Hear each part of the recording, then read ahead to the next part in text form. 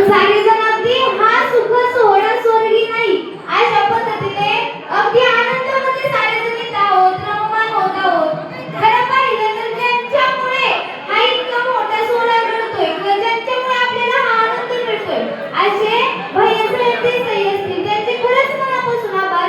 कारण ज्या ठिकाणी ज्या लोकांनी पाहिले की जी लोक अगदी वारकऱ्यांना साधू संत येती घरात लोक काय म्हणतात दार खिडक्या बंद करा, अजिबात योग्य नाही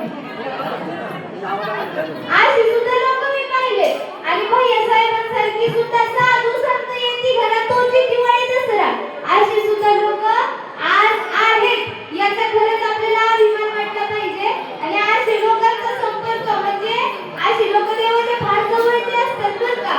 जी लोक देवाच्या जवळचे असतात त्यांच्याकडून देव कोणती ना कोणती महान कार्य घडून घेतो. आणि त्यातलेच एक म्हणजे आपले भैया साहेब. तर खरंच मनापासून आभार. गेले 19 वर्ष आपण इथं येतोय म्हणजे महात्मासाठी किती गेले 19 वर्ष इथे येते.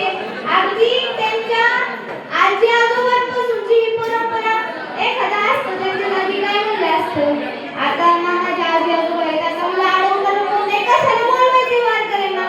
पण नाही त्यांनी काय केलं फक्त अख्ख्या वर्षातल्या फक्त वारकऱ्यांच्या एका रात्रीसाठी इतकं मोठं सगळं उभारलं. खरंच आभार त्यांचे. आणि हे यासाठी भाग्य लागतं म्हणजे आपल्या आई वडिलांचे गुण आपल्यात येणं किंवा आई वडिलांचे सद्गुण त्यांच्या आई वडिलांचे त्यांच्यावरचे संस्कार आहेत. जर तुम्हाला वाटत असेल की तुमच्या पोरांनी तुम्ही घेतलेला शेवटचा श्वास तुमच्याच घरात जावा तर त्यासाठी काय करायला लागेल. सगळ्यात महत्त्वाची गोष्ट आपल्या पोरांना संस्कार द्यायला लागते जे आजकाल या जगात राहिलेच नाही. संस्कार म्हणजे काही ही पण मुलांना कळत नाही. पण ते आपल्या घरातून जर असेल जर घरातून आई वडिलांचे संस्कार असतील तर विद्यार्थी किंवा आपली मुलं बिघडत नाही. ज्यावेळी आपण ते संस्कार करेल आज पण आपण पाहू शकतो कोणत्याही मंदिरात गेलं तर चुकत नाही तुमचं काही. परंतु बऱ्यापैकी लोक काय करतात आपल्या वडिलांच्या आजोबांच्या नावाने जरी ते आता किती वृद्ध झाले असले तरी त्यांच्या नावाने पावती फाडतात. हे 75% प्रत्येक ठिकाणी घडते. पण मुलांना ते काही कळत नाही काय करतात. पण ज्यावेळी तुम्ही 20 रुपये का असताना पोराच्या हातात देऊन सांगताल तर बाबा हे आपल्याला दान करायचे मंदिरात त्यावेळी पोराला दानाचं महत्त्व कळतं. त्यावेळी पोराला कळतं की नाही आपण पुढे देवाच्या ठिकाणी आलो पुढे देवाच्या मंदिरात आलो की त्या ठिकाणी जाऊन आपण दान केलं पाहिजे. त्यांनी सुद्धा आता तेच केलंय. इतकं सारं दानाचं महत्त्व साधं नाही बरं का. सर्वश्रेष्ठ दान अन्नदान त्यानंतर वस्त्रदान वगैरे सगळे असतील. अन्नदान म्हणजे काय म्हणजे एका ठिकाणी असं एक वर्ष होता अगदी तरुण वय होता बरं शिक्षण चालू होतं नोकरी नव्हती. नोकरी नाही आता करायचं काय त्यांनी हॉटेल टाकलं आपलं एक छोटंसं आणि हॉटेलवरती बरेच दिवस गेले. त्यामध्ये 4 लोक आली सकाळ आली त्याला वाटलं जाऊ दे आता चांगली बाबानी होते ते आले आणि पाणी पटकन त्याला पाणी दिलं. त्यांनी पाणी चौघं पेली लगेच निघून गेली. म्हणजे कशाला आले काय माहिती जाऊ दे. ते गेले चौघं. त्या दिवशी त्यांच्या गावातला एक माणूस मेला त्याला काही कळलं नाही म्हणजे जाऊ दे मेला त्याला काय. परत ती चौघं आली काही 3 दिवसांनी परत त्यांच्या गावातली 3 माणसं मेली ती येऊन गेल्यानंतर. आणि ज्यावेळी ती तिसऱ्यांदा त्याच्या हॉटेलवर आली आणि म्हणलं पाणी द्या ना पाणी. ते म्हणलं पाणी नाही तुम्ही जरा बसा तुम्हाला मी चहा पण करून देतो पण मला सांगा तुम्ही नक्की आहे तरी कोण. ती म्हणली कोण आहे आम्ही. ती म्हणली तुम्ही आल्यानंतर आमच्या गावातलं कोण ना कोणतरी बघते तुम्ही आहे तरी कोण. मग ती चौघं म्हणली आम्हाला सांगायचा अधिकार नाही पण तू जो आमच्यावर पाण्याचा उपकार आहे त्याच्यामुळे आम्ही सांगतो. आम्ही एक यमदूत ज्याचं करतं ना त्याला नाही येतो. मग ते म्हणले असं आहे का.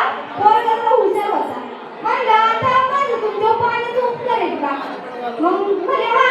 मग पुढच्या वेळेस गेला ना माझा किती नंबर आहे तेवढं बघून घ्या. ती म्हणली बरं ठीक आहे आम्हाला अधिकार नाही तरी सांगतो आम्ही तुम्हाला. ते गेले आणि पुढच्या वेळेस येतं मी 4 जण आली तर सगळ्यात बारक्यापाशी गेला म्हणला अरे काहीतरी बोलती तर रडायलाच लागली. मग त्यातले एक म्हणला तुझी पत्नी शयन कक्षामध्ये पंचपक्वान्नाचं ताट घेऊन थांबली असेल आणि ज्यावेळी तू तिथली 4थी पायरी चढशील ना तिथे एक मोठा विषारी नाग येईल आणि तुला चावल तिथंच तुझा मृत्यू आहे म्हणजे असं आहे का? तुम्ही बायका काय एवढं रडताय? मग त्यातल्या एकाने सांगितलं जी साप बनून चावणार आहे ना ती तीच आहे म्हणला. मग तो म्हणला बरं ठीक आहे. मग लोक ती चौघं म्हणली तू आयुष्यात काय पण कर पण फक्त लग्न करू नको म्हणला. बरं आता पोराची ती शिवलांडी आई वडील म्हणतात कर लग्न म्हणतात नको मला पुढच्या वर्षी. मग आई वडील एकदा वैतागले म्हणजे तू करतोय लग्न का जाऊ आम्ही काशीला म्हणजे नाही मी लग्न करतो. मग यांनी लग्न केलं. लग्नाच्या दिवशी अगदी ना त्याला माहित होतं मग शेवटचा दिवस म्हणजे हाच आयुष्यातला. मग अगदी ठरल्याप्रमाणे सर्प तिथं आला आणि चावला. एकदा नाही तीनदा चावला पण त्याला काहीच झालं नाही. आम्ही त्याच्या डोळ्यातून पाणी होते त्या सापाच्या डोळ्यातून पाणी होते पण शेवटपर्यंत त्याला काहीच झालं नाही. मग का काहीच होईना. मग तो जो व्यक्ती होता तो म्हणला तू माझं तुझ्यावरती उपकार आहेत म्हणून तू आपल्या मैत्रीसाठी मला सोडू नको. तू तुझ्या दैवी कार्यात विघ्न आणू नको. मग तो म्हणला की अरे सगळ्यात विषारी नागाचं विष मी तुला देतोय तरी पण तू का मरा नाही. मग तिथे एक दिव्य पुरुष प्रकट झाला आणि म्हणला आता जर तू आज जाऊन पाहिलं तर तुझी जी पत्नी आहे अगदी सुसंस्कारी आहे. म्हणजे तिने काय केलं त्यांच्या घराच्या पाठीमागे एक दिल्ली कुटुंबातील जी स्त्री होती नुकतीच बाळंत झाली होती तिचे लहान मूल रडत होतं. तिच्या वडिलांना ती म्हणली बाबा मला आता काहीतरी खायला द्या नाही तुम्ही जन्माला आलेल्या पोरालाच खाऊन टाकून. मग तिचे वडील बाहेर आले ओरडतात कोण आहे का खायला द्या माझ्या पोरीला. आणि ही जी सुसंस्कारी पत्नी होती आणि त्यांनी तिथं अन्नदान झालं त्याच्याकडून आणि त्या अन्नदानामुळे इकडे ह्याचा जीव वाचला. म्हणजे किती महत्व आहे अन्नदानाचं. त्याच्यामुळं अन्नदान हे सर्वश्रेष्ठ दान आहे जे भैयासाहेबांनी आज केले. तसं पाहिलं गेलं तर वेळ फार कमी आहे. मग हे सगळं पण कशामुळं तर फक्त संस्कारांमुळे. संस्कारांवर बोलायचं झालं ना आता आपल्याला वेळच कमी पडतोय पण हरकत नाही. सगळ्यात महत्त्वाचं तुम्ही आयुष्यात काही केलं नाही तरी चालेल.